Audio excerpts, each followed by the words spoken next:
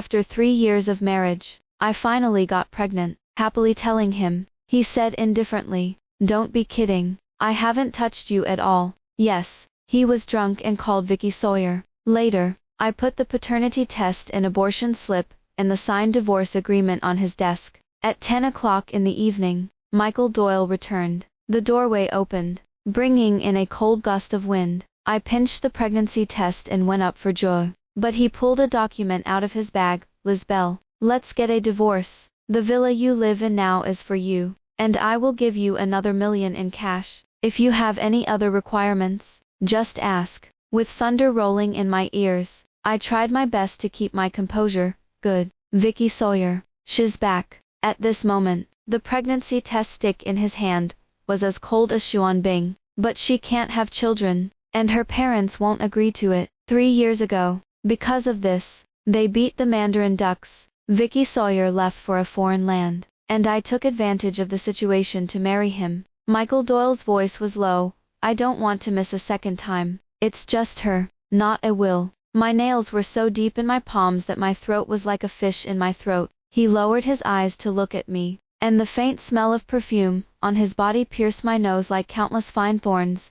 "Did you have something to say to me, just now?" I looked up at him. After 3 years of marriage, this face is facing each other day by day, and it still makes my heart move. "If we had children, would you still get divorced?" Michael Doyle frowned. "Lisbelle, there are no ifs in this world. When we agreed to get married, we promised that we wouldn't fall in love with each other and wouldn't entangle. Have you forgotten?" His dark eyes were firm and tight, and I saw myself in them. That pregnancy test stick turned into a barbed thorn, which could only hook me with blood, but it couldn't hurt the other party in the slightest. After looking at each other for a long time, I smiled softly. "I haven't forgotten." He breathed a sigh of relief. "That's good. Mom and Dad, I still need you to accompany me to play a scene at that time." He tapped on the document on the table. "Take a good look at the agreement." Seeing his back disappear into the study, I couldn't help it. "Michael Doyle, do you have?"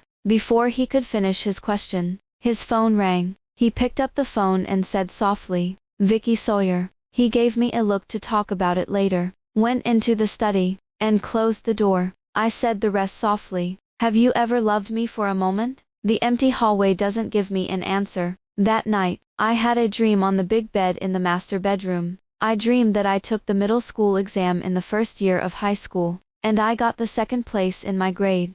During the parent-teacher conference, the class teacher praised me. My mom was very happy, too. However, as soon as I left the school, she slapped me and yelled at me. "Second, why can you only take the second exam?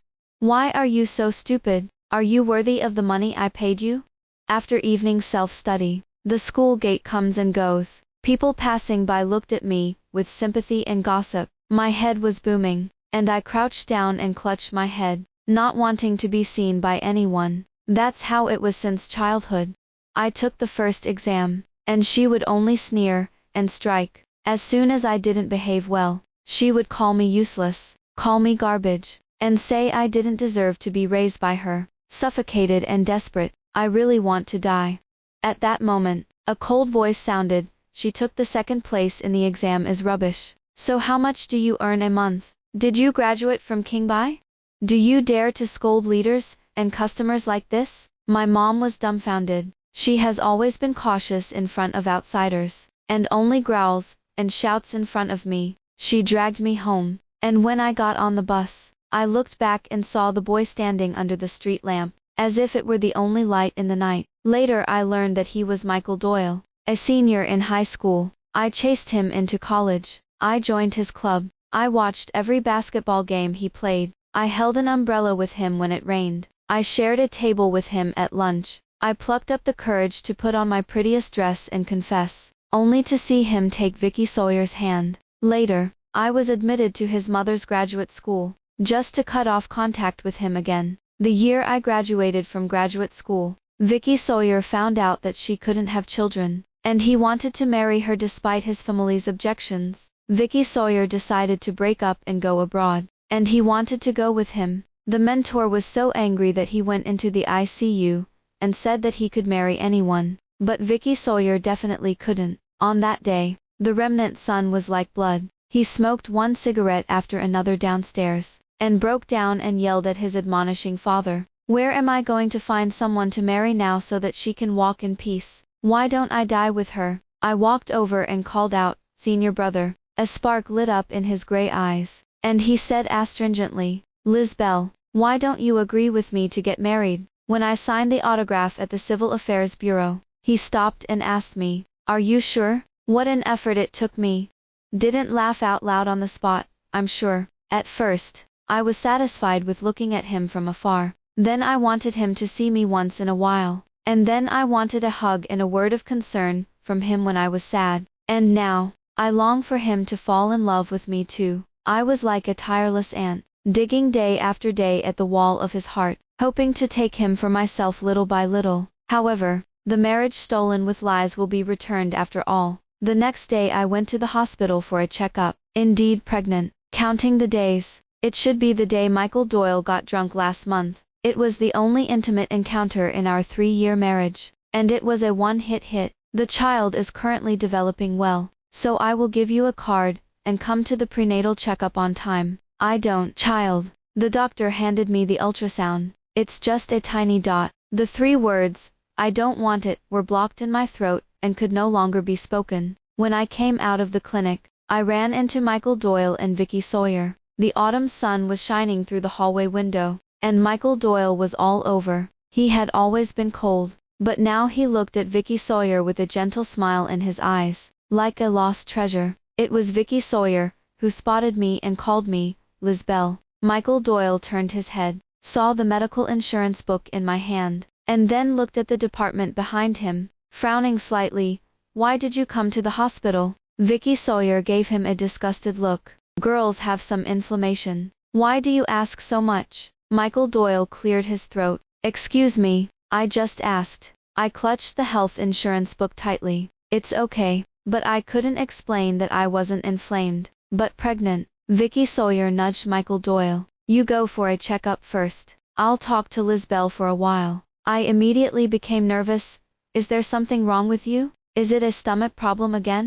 Didn't you take the medicine on time?" In the first year of their marriage, Michael Doyle worked frantically to relieve the pain of Vicky Sawyer's departure, eating irregularly and bleeding profusely from his stomach. Since then, I have been sick with my stomach. Before Michael Doyle could answer, Vicky Sawyer had already spoken. "No, Michael Doyle and I are here for a routine premarital checkup." Premarital checkups. Michael Doyle's Adam's apple moved, as if trying to explain something, and finally he said, "Then I'll go first." As soon as he left, Vicky Sawyer's smiling face immediately dropped. "Lizbel, it's time to return the stolen things." I looked back at her quietly. "You gave up on him first." Vicky Sawyer sneered. "But he can't forget me. You see, I won it back easily. A villa is 1 million, and you won't lose anything in the past 3 years. Don't get entangled with acquaintances, and don't run out of money when the time comes." Outside,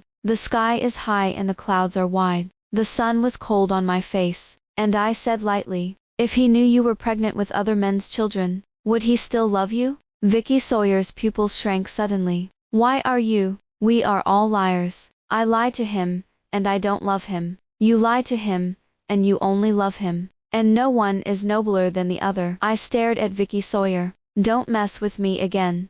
Beware of me being killed." Michael Doyle came back in the evening, and my dishes were already set. He stood at the table and looked apologetic. "I'm sorry. I ate out with Vicky Sawyer, and forgot to tell you." "It's okay. I just happened to be hungry today." I gulped vegetables into my mouth, squeezing the questioning, growling, and pleading back into my stomach. He poured me a glass of water. "Let's go to my parents' house tomorrow, and talk to them about the divorce." I hiccuped.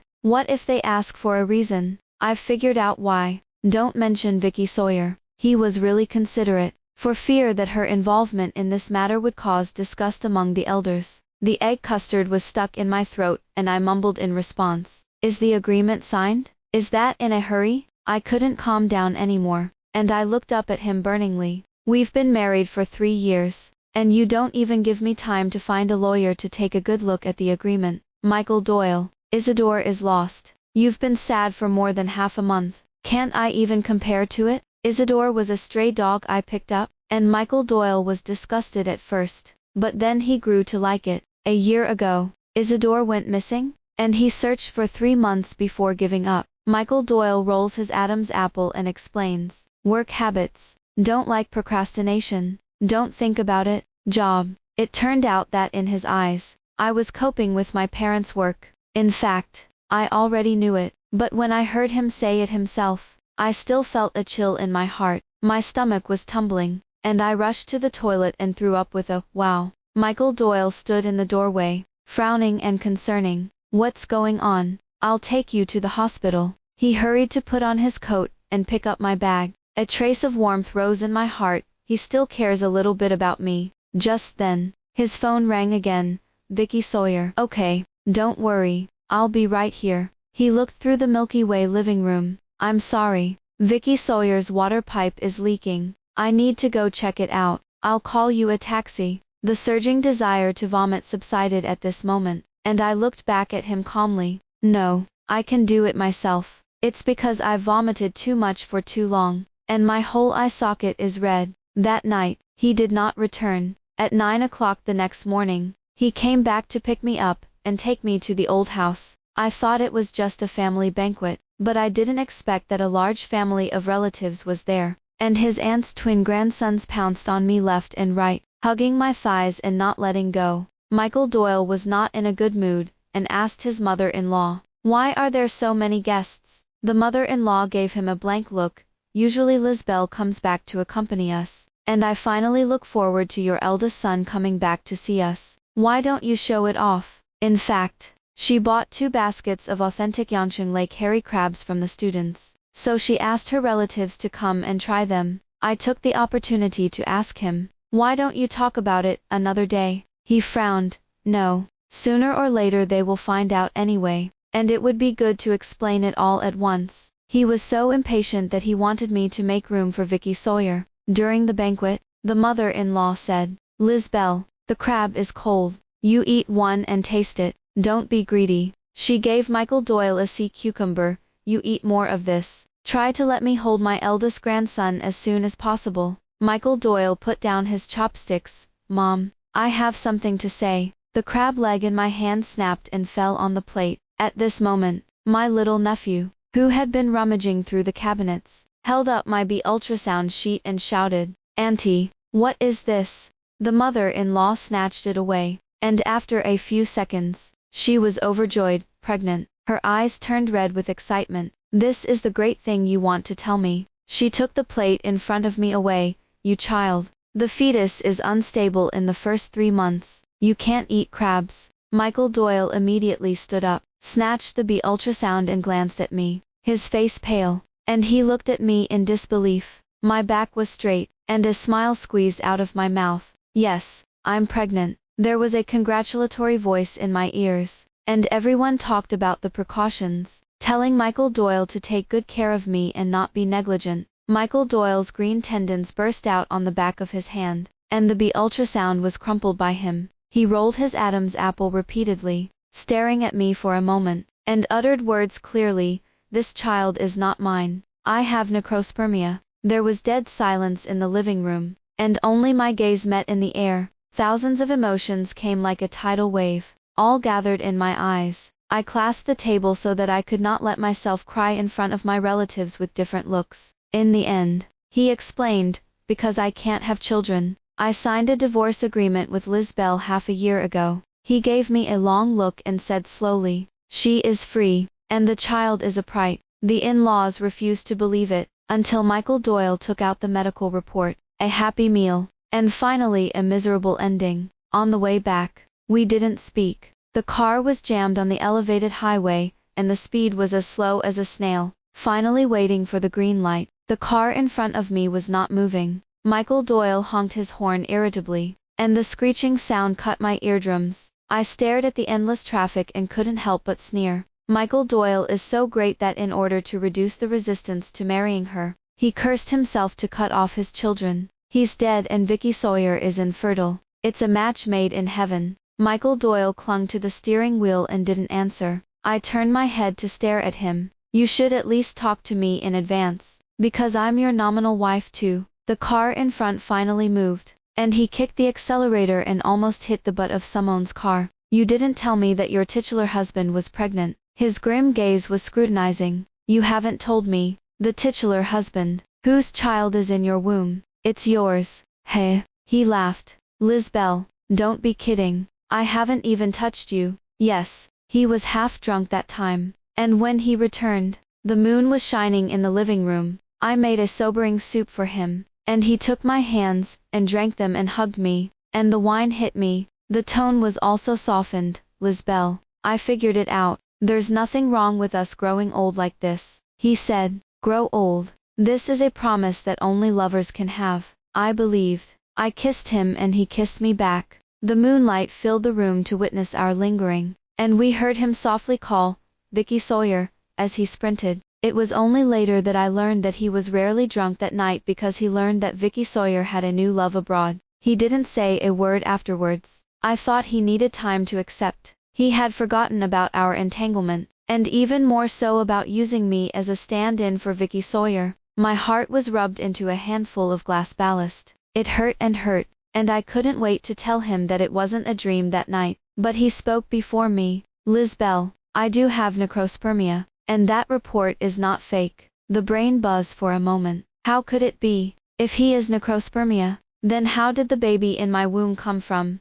After a long traffic jam, this moment is finally clear. Michael Doyle looked ahead and asked faintly, what about you? The person you fell in love with, when did you fall in love? I liked him when I was in high school, I replied in a whisper. It's only recently that I have a chance. Admit it. He slammed on the brakes and turned his head to stare at me with a complicated expression. Don't love too humbly. That man won't cherish it. I laughed. You're right. Behind him, the horn sounded, mixed with swearing. The car sped up, and his tone returned to normal. Make an appointment. I'll treat him to dinner. I laughed. Is it my former brother-in-law? As a senior brother, his cold voice echoed in the carriage. I should have divorced you a long time ago. I'm sorry to delay you for so many years. In the evening, I called my best friend. Luna, what's the matter? If he is dead, this child is hermaphroditic to you. I flicked the tassels on the curtains. He went to the hospital with Vicky Sawyer that day for a checkup. You mean, Vicky Sawyer did it? Luna suddenly realized. It must be so. Then you should tell Michael Doyle that she is pregnant. In fact, when she was pregnant, I just heard from my senior sister that I met her abroad and consulted with a middle-aged man about childbirth. I deceived her that day, but I didn't expect her to be a thief. I don't have any definite evidence. And do you think the problem between me and Michael Doyle is Vicky Sawyer? Not her. Michael Doyle wouldn't have loved me without her. Michael Doyle was very persistent about seeing the child's father, and urged me 3 times in a row. I didn't find the right person and put it off again and again. Vicky Sawyer came for me. He won't believe the child is his, so you might as well take it out as soon as possible. Do you want him to be like you, born without a father and looked down upon by everyone? My eyes shrank sharply. This is a deep secret that I don't want to show my wounds. How can she know? Vicky Sawyer smugly. Michael Doyle told me. Let me not bother with you. It turned out that my pain was his bargaining chip to appease his lover. I asked, what about you? How are you going to fulfill your lie? You don't have to worry about it. As long as I say it, he'll believe it because he loves me. Michael Doyle suddenly became considerate. In the morning, he deliberately took a detour to take me to the unit, and he would pick me up after work in the evening. My colleagues are envious that I have found a good husband. In late autumn, it gets dark early, and the street lights gradually turn on at dusk. He was wearing a camel-colored trench coat, standing under a huge camphor tree, and looked at me from afar. It seems that he is still the boy who saved me from fire and water at first sight. This thoughtfulness is both honey and arsenic. I can ride by myself. I've checked. I have to pay special attention to the first 3 months, and I'll take your boyfriend's place for him until he returns from a business trip. I touched my lower abdomen, which was still flat, and my heart was full of mixed feelings. He took me to my favorite porridge shop. The hot porridge warmed my body, and in the curling mist, his well-defined face softened. Have you eaten enough? He put down his chopsticks and said softly, Lizbelle, Vicky Sawyer, she can't have children. Don't mention your pregnancy in front of her. The white mist before the leftover porridge had time to dissipate, condensed into countless pieces of broken ice, and pierced into my eyes. It turned out that his thoughtfulness in the past few days was all to pave the way for this sentence. My stomach was tumbling, and I threw up in my crash can. The porridge that warmed my body just now is now burning like a talisman. Michael Doyle stood up and patted me on the back, but I avoided him. The stomach was completely empty, and the surging desire to vomit still could not be stopped. I took a deep breath and looked at the frowning man across from me. Michael Doyle, would you believe me if I said that Vicky Sawyer was pregnant with another man's child when she separated from you? Michael Doyle frowned. She replaced your medical report on the dead sperm. Will you believe it? Michael Doyle's face turned cold. Lizbelle, Vicky Sawyer is not that kind of person. I believe in her. Really, those who are loved will always be believed. I hooked my lips at him and smiled slowly. Michael Doyle, you have gray hair. I'll help you pull it out. He was stunned, and he couldn't seem to keep up with my train of thought, but I obediently lowered my head, and I plucked 2 hairs with hair follicles from the vortex above my head. I saw it wrong. Only one is white. I contacted my senior sister in the United States. Also, I found a time to take Michael Doyle's hair and do a paternity test for my child. When I came out of the identification center, I ran into Vicky Sawyer. She led me to the woods next to her, her eyes full of wariness and hostility. You still want to tie him up with a child? No. I just want to keep the truth. Vicky Sawyer suddenly grabbed my hand in a strange position. It looks more like I'm in charge. There was madness in her eyes. Lizbelle, I'm the only one left. I'm going to catch him. No one wants to snatch him from me. Before I could react, she tugged hard and we rolled down the high steps together. The pain was overwhelming. The abdomen cramped, something hot snaking down the base of the leg. The pain made me tighten. Vicky Sawyer looked back at me, rolled down 2 steps and exclaimed, Michael Doyle, save my... I saw Michael Doyle rush over like a whirlwind and put his arms around her nervously. Vicky Sawyer, Vicky Sawyer. The blood was still bubbling and I cried out for help with all my might, my voice as small as a kitten. Michael Doyle. Michael Doyle looked back and looked in my direction. Vicky Sawyer dragged him down. Michael Doyle, I'm in pain. Michael Doyle immediately turned his head and reassured her.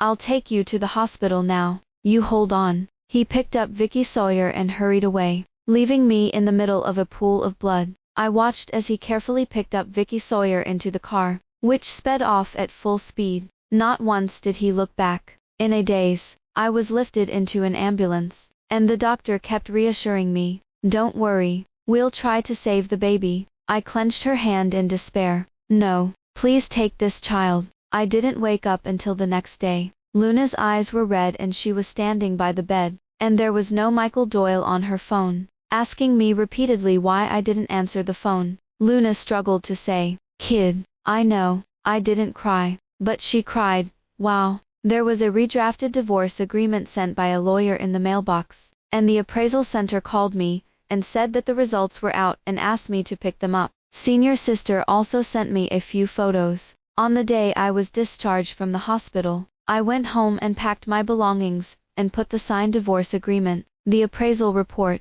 and the photos on his desk. When I moved into this house, I was carrying a small trolley suitcase. 3 years later, I still take this box with me. At the beginning, I came with a box full of love. Now, I leave with a box full of heartbreaks. As soon as he opened the door with his suitcase, he bumped into Michael Doyle head-on. His gaze met mine, and a little light lit up in his decadent eyes. Lizbelle, are you all right? Why haven't you answered my phone for the past few days? I've signed the divorce agreement, I replied lightly. You can go and get your documents at any time. He was stunned. Excuse me. He noticed the suitcase in my hand and asked, where are you going? I laughed. I'm divorced, so I'm going to move out so I don't get Vicky Sawyer wrong. Michael Doyle immediately denied, she won't. Your face is so ugly. Are you not feeling well? Where are you going to move in a while? I smiled. Let's move, where I can't see you. I also wanted to rant at Vicky Sawyer when he left with him. Do you really not care about my life or death? But now, I don't want to know the answer anymore. I took the box and tugged at the corners of my mouth. Now, can I go? Ex-husband. The title of ex-husband pierced his pupils. The docile kitten showed its sharp fangs, and he couldn't get used to it for a while. In just a few seconds, he adjusted his breathing. Where are you going? I'll send you. I know the place, so I can pack the rest of my luggage and send it to you. No need. I've ordered a car. I looked behind me. I lived in this house for 3 years. At first, I was cautious and didn't dare to make a mess. Later, I tentatively raised a pot of flowers. Then I had to raise a tank of fish inch by inch. I replaced the couch, replaced the curtains and bought a new 4-piece set. I installed an oversized full-length mirror in the master bedroom. Little by little, it became the home of my dreams. These little traces are all proof of my careful love. But I forgot that I was just a sojourn hostess. For this house, after all, it is a passerby. I retracted my gaze. I've packed everything I need. I don't want the rest. Please deal with it yourself. I stepped over the threshold and pressed the elevator down. The elevator doors were about to close when Michael Doyle caught up and grabbed my hand. There was scarlet in his eyes from not sleeping well for a long time.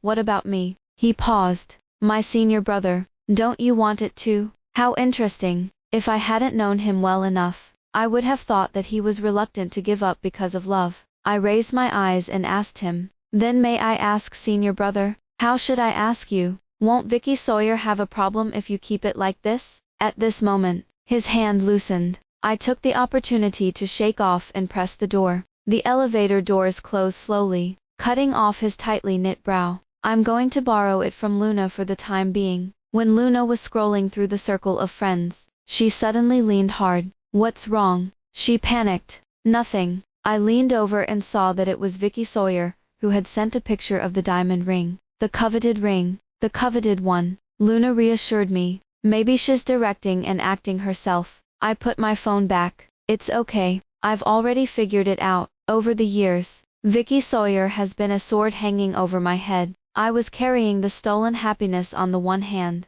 and I was uneasy on the other. Now the sword has finally fallen. I woke up from a dream of reality. But that night, I dreamed of many small things from the past. About half a year after I got married, I celebrated my birthday. Michael Doyle was working overtime at the company, and said he wouldn't be coming back in the evening. I bought a small cake for $30 to celebrate myself. On the day I was born, my dad had a car accident, and my relatives around me said that I was a broom star, and took my dad's life. So, I've never had a birthday seriously. The candle had just been lit and the door lock twisted. Michael Doyle is back. The night was so deep, his eyes were so soft, and I confided in him my wounds. He was silent for a moment, then whispered, "Happy birthday, Lizbelle. Every year on your birthday, I will accompany you to spend it with you." The next year on my birthday, he remembered it. I made a reservation at my favorite restaurant, and after eating, I passed by the jewelry counter on the first floor, and he suddenly said, "I'll buy you a ring. I forgot to buy you a wedding ring. It should be for the sake of making a drama more realistic." But at that time, I was really happy. I had the audacity to say, "Then buy a ring. My mother asked about it last time." Well, you pick. I bought a pair of vegan rings. The price I will always remember, $9,999. Last year, when I had my birthday, he took a special leave of absence and said he wanted to take me somewhere. I didn't expect him to take me back to my hometown. He ordered a huge cake and invited my mom and relatives to dinner at the best restaurant. Those who used to hate me as a broom star now say, "Happy birthday," to me with smiling faces. The gray memories of the past are erased and painted with colorful colors little by little. I thought I was going to be reborn. Until my birthday this year, I was on the steps outside the center, covered in blood, and watched as he hugged Vicky Sawyer and walked away without looking back. When I woke up, it was sunshine outside. My pillow was soaking wet. There are a lot of missed calls in your phone. There were 2 calls from the police who handled the case, and asked me to go to the police station. Once there, Vicky Sawyer was found to be there. The police told me apologetically that the place was a blind spot for surveillance, so I didn't take pictures of her pushing me at that time. And he has visited the circle in the past few days. but he can't find any eyewitnesses. Vicky Sawyer was summoned, and she refused to admit it. It was expected, but when I heard this result, I was still angry. Vicky Sawyer looked innocent, Uncle Policeman. I really didn't push her. In fact, she pushed me. She reaped the consequences. As soon as she finished speaking, a tall figure walked in. Daylight stretched his shadow, and the shadow's upper body fell on Vicky Sawyer. She looked up, a little panicked. Michael Doyle, why are you here? Michael Doyle smiled at her and looked at me again. Lisbelle, why are you and Vicky Sawyer here? What's that report? Vicky Sawyer's face changed and he jerked at me. I replied lightly. She pushed me. I'll call the police. Vicky Sawyer hastened to argue.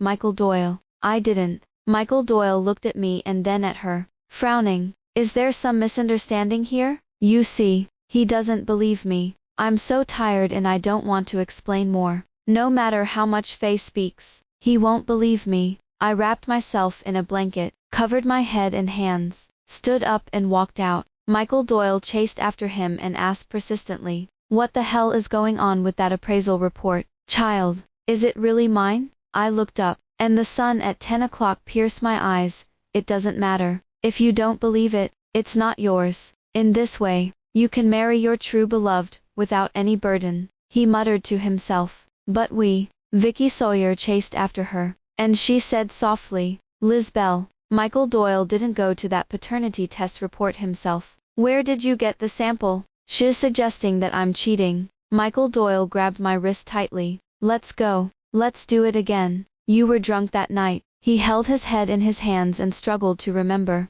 Then, his face changed little by little, and his voice trembled. That night, wasn't it a dream? I looked up at him, and curled the corners of my lips viciously. Besides, we don't have a chance to do it again. What do you mean? Because the child has lost it. It was so funny that I couldn't help but laugh louder and louder, looking at him through the crooked eyes. Word by word, Vicky Sawyer pushed me down from the identification center the other day. And you saved her? But my baby was not saved. It was dropped. Oh, forgot. You said it was a misunderstanding. Vicky Sawyer burst into tears. Michael Doyle, I didn't. It was her. She pushed me, and then she accidentally herself. I put away my smile and looked at her indifferently. Good and decent. Why are you going to the appraisal center? Before, he only said the test report. How can you be so sure of a paternity test? Vicky Sawyer burst into tears. I just guessed. Michael Doyle, I really didn't. In the daylight, Michael Doyle's face was as white as a ghost. His lips quivered. You really called me that day. It's not me. It's a ghost. The wind is blowing. I'm still recuperating and can't see the wind. The hitchhiker came, and I bent down to get on. In the rearview mirror, Michael Doyle was still standing in place, like a puppet who had lost his soul. What a pathetic. If only he could be more pitiful. On the way, Luna called me and asked if I had seen Michael Doyle. You told him I was at the police station. Yes. Let him get to know Vicky Sawyer's femme fatale. The police handling the case said that it was a blind spot for surveillance, and no witnesses were found. Luna was scolding over there. This result is not unexpected. She is so blatant. She has been prepared for it, a long time ago. Maybe even the previous saying that Michael Doyle wouldn't recognize this kid was watching my reaction. If I take it out myself, that's naturally best. If I had done the appraisal, she would have been ready for it. When I got home, my phone kept ringing. Probably Michael Doyle finally came to his senses. I directly blocked his contact information. I took all the annual leave accumulated in the past 2 years. Still, dreams are inevitable. I dreamed of a cold winter day. I flipped through the circle of friends and saw classmates from Hainan playing in the water at the beach. I was so envious that I casually sighed.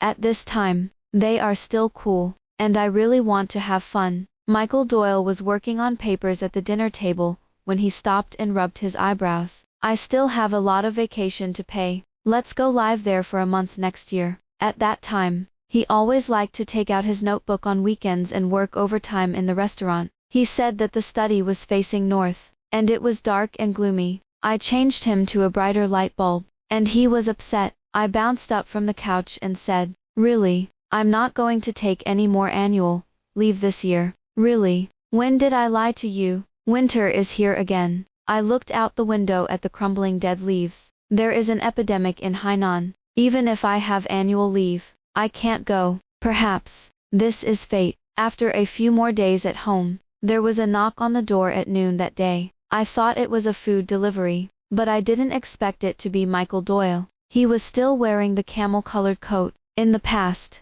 when he wore this, it always made my heart flutter. Now, whether it was because of his unshaven beard, or the grease stains on the chest of his white sweater, or the dirt on the toe of his leather shoes, although the heart will still be pulling, it will no longer be chaotic. How are you? He raised the food box in his hand at me. I checked the information and said that you need to make up more now. This is my stewed soup. I was full of doubts. Can you eat it? I remember one time when I had a high fever and couldn't eat. He used a casserole to help me make porridge, and as a result, the bottom of the casserole was burned through. Cook a noodle. The dough is so lumpy that you can't stir it. He unscrewed it flatteringly, and I peeked in. The soup is not bright enough, but it is not a dark dish. This is an authentic old hen that I drove to the countryside early in the morning to catch, and put mountain ginseng and wolfberry in it. He was rambling, and I interrupted him. Good intentions. Keep the chicken soup for yourself.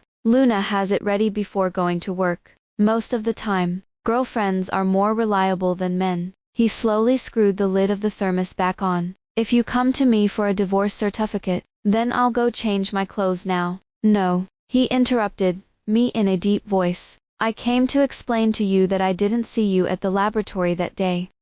As if he was afraid that I wouldn't believe it, he took out his phone and pulled up a video. He hired a passerby to lie where I was, and he was still at the same point where he picked up Vicky Sawyer. I was in his blind spot. There was a pillar that was just blocking me. I felt like I heard your voice, but I didn't see you when I looked back. Plus Vicky Sawyer, she kept pushing me too. No wonder. He looked back that day, his eyes dazed, as if he was not focused. He struggled to speak. I know it's too late to say this, but I didn't mean to save her and let you go that day. Lisbelle, I'm sorry. The sensor light came on, and the dim light enveloped him. Michael Doyle, I don't blame you. He was stunned. You love her. Even if you saw me at the same time, you would save her first. Speaking of which, I want to thank you. There were still tears in my eyes, because at that moment, I was completely dead, knowing that I would never be your first choice.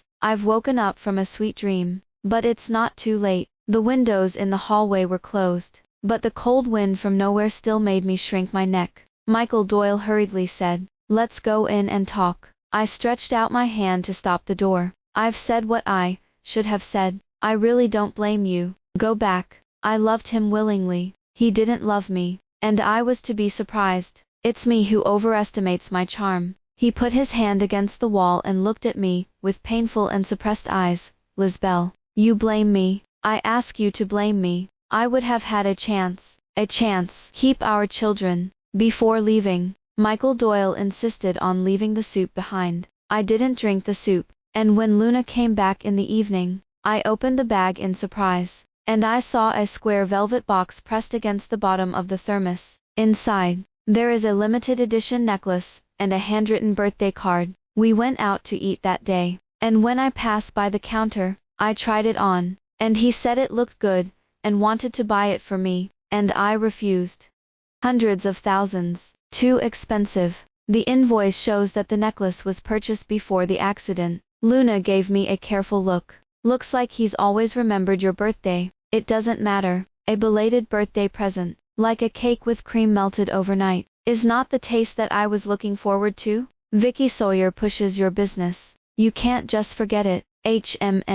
I typed a lot of missing person notices and posted them near the identification center. Hopefully, witnesses can be found, or someone can provide strong evidence. That night, Vicky Sawyer called me. Did Michael Doyle go to you today? What the hell did you tell him? He seems to have lost his soul. Did you kidnap him with abortion morality? I said in a cold tone. Actually, I wasn't going to keep this kid. You're doing it too much. If I really kidnap him, then you gave me this bargaining chip as well. Vicky Sawyer hung up angrily. Luna's boyfriend is a doctor. On this day, he came to visit me at home on a day off, and mentioned that he had met Michael Doyle in the andrology department 2 days ago for a sperm motility test. The hospital where he worked was in another district. It seems that Michael Doyle deliberately changed hospitals. Luna was angry. What's the matter? He still doesn't believe the child is his. And what kind of bullshit check is he doing?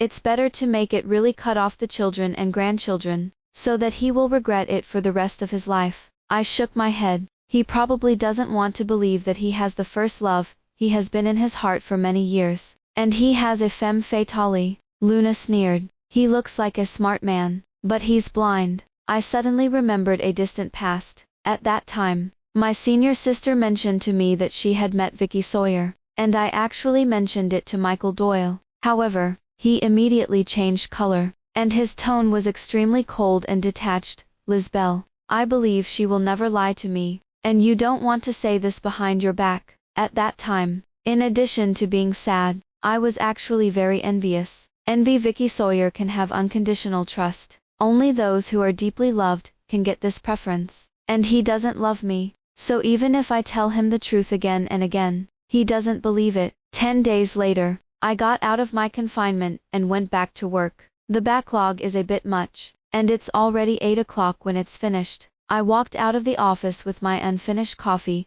and found Vicky Sawyer waiting for me downstairs. The early winter was bitterly cold. She was thinly dressed, and she didn't look very good. Seeing me come out, she hooked her lower lip sarcastically. It's just a miscarriage, and you've rested for more than half a month. You're really expensive. What I did in United States. You told him. You haven't fallen in love with you, for 3 years of marriage to him. Even if you don't have me, it won't be you. She stabbed my wound sharply. This child was stolen by you, and no one will love you when you are born anyway. Just like when you were a child, I will also help you. I can't take it anymore. I picked up the coffee in my hand, and spilled it in her face. The brown coffee liquid ran down her face, dripping into her white sweater, and her chest was dirty. She lowered her head and was silent for a few moments. The chest rises and falls violently. It seems to want to get angry. I was on full alert, but she slowly looked up, her eyes red, and she said aggrievedly, Michael Doyle. She splashed me. In the shadows behind him, Michael Doyle slowly walked out. He's still wearing that coat, but I have lost a lot of weight, and the clothes that were originally well cut are now bigger. The night wind blows the clothes like sails adrift in the sea. He looked at the coffee cup in my hand, then at the obvious dirt marks on her white sweater, and then looked at Vicky Sawyer with disgust and impatience. What do you want to be? Vicky Sawyer was stunned.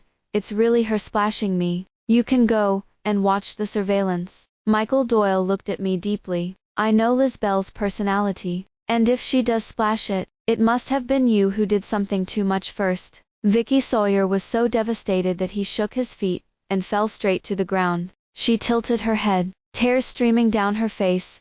Don't you believe me now? I believe in Lisbelle. It turns out that I also have times when I am unconditionally favored, but it's not as happy as I imagined. Vicky Sawyer went crazy. I know you hate me, but I've told you many times that I want to go abroad. I want to stay away from here, and you won't. Then I'll have to find someone else. When I said I wanted to leave, you were willing to go abroad with me, but I already had someone else's child at that time. Do you say you are cheap? She had a miscarriage and was well raised at home, and she had friends who cared about her, and you were worried about. What about me? She roared. The man lied to me. He has a wife. As soon as his wife came to the door, he left immediately. I don't understand the language and I don't have money, and it's very expensive to see a doctor abroad, she said, holding her stomach. I really can't have children now. Michael Doyle, it's all because of you, and you're responsible for me? Michael Doyle had a complicated expression. He slowly crouched down and made eye contact with Vicky Sawyer. He spoke calmly. You should have told me what kind of people your stepfather and stepbrother were. Vicky Sawyer burst into tears and smiled. I don't want to say it, because I'm going to be your first love forever flawless. I almost did it. There was a deep meaning in her eyes. Michael Doyle, I have a secret that you will never find out. What? She laughed maniacally, and looked at me and then at Michael Doyle. I won't tell you. Vicky Sawyer whispered in my ear as he left. Lisbelle, do you think I'm holding you back? No. He doesn't love you enough. Michael Doyle insisted on sending me back. The car was parked downstairs at Luna's house. He took out a notebook from his bag.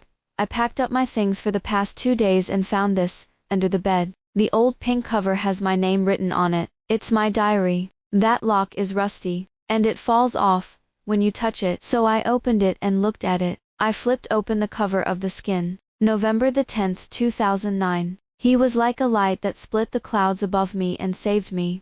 November the 11th, 2009. He turned out to be a senior in high school. Michael Doyle. I kept my eyes on him during recess and he didn't notice me. November the 20th, 2009. Eat at the same table with him in the cafeteria today. He doesn't eat celery. I looked at him more than 100 times, and he didn't notice me.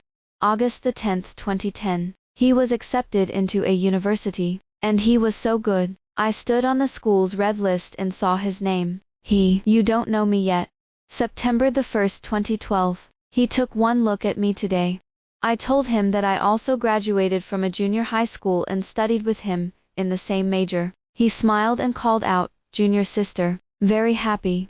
October the 9th, 2012. It's raining today. I went with him from the library to the cafeteria. He said, "Thank you, junior sister." He doesn't remember my name.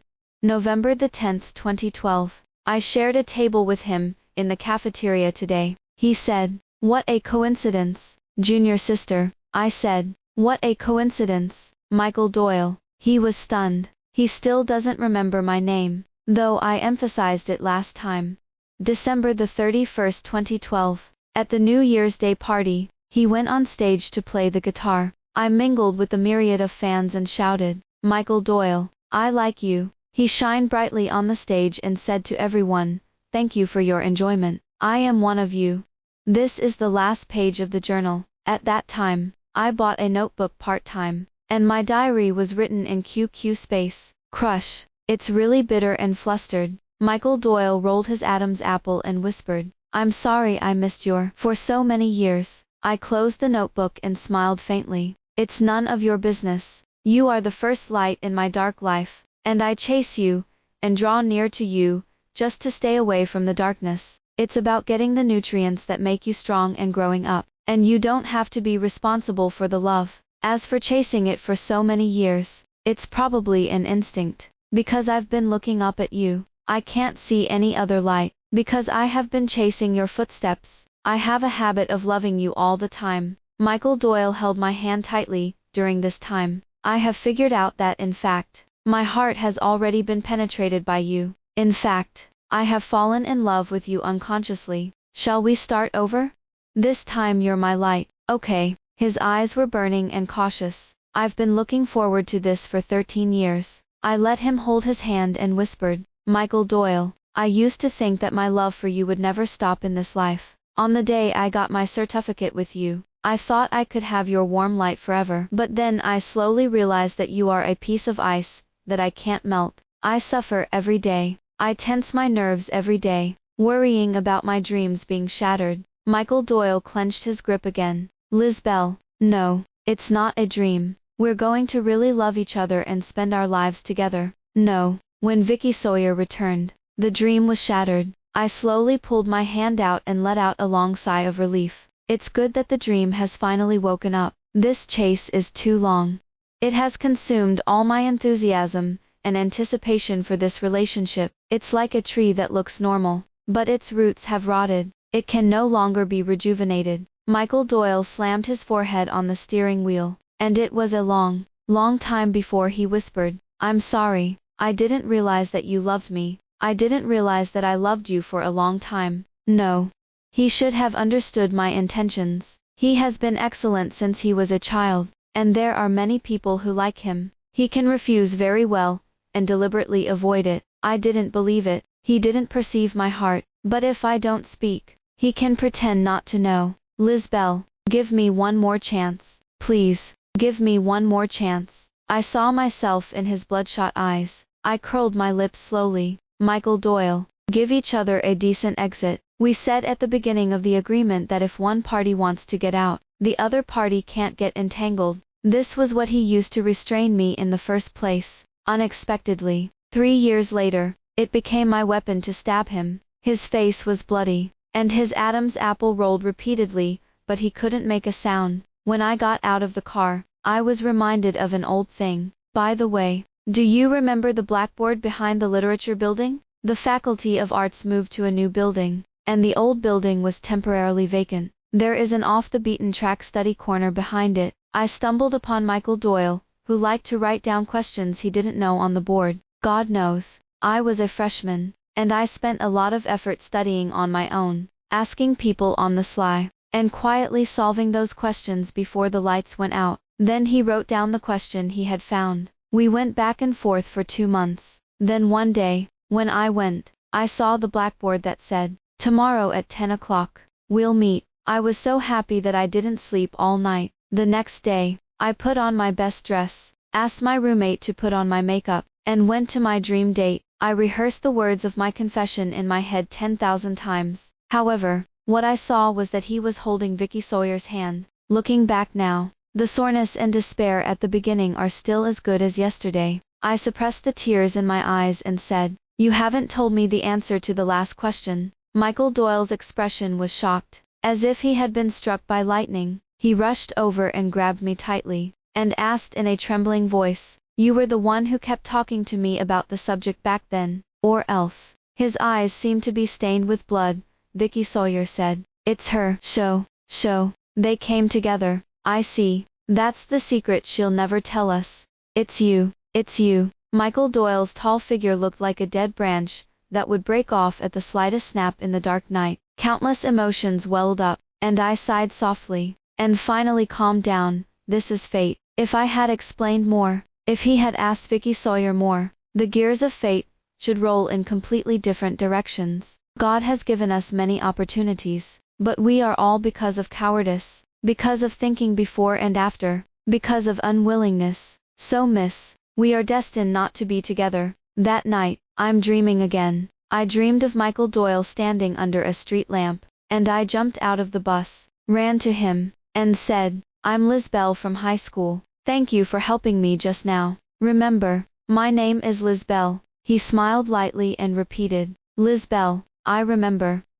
Lizbelle, next time you encounter love, remember to be braver." Extra 1. One day at the end of November, I was in a meeting when I was called by an unfamiliar number. I thought it was a harassing call. Unexpectedly, at noon, the call came in again. It was a man in his 30s, and he said that he went to the identification center that day to get the report, and the car was parked across the road. The dashcam happened to record Vicky Sawyer pushing me down the steps. He also saw the missing person notice today, and flipped through the dashcam to find out this scene. Although when Vicky Sawyer pushed me, she deliberately pretended that I was pushing her. However, the police checked in many ways, and finally determined that she took the initiative to provoke me, and deliberately pushed me down, causing me to have a miscarriage. This constitutes the crime of intentional injury. She ended up with a 2.5-year sentence. I went on the day of the trial. When the bailiff took her away,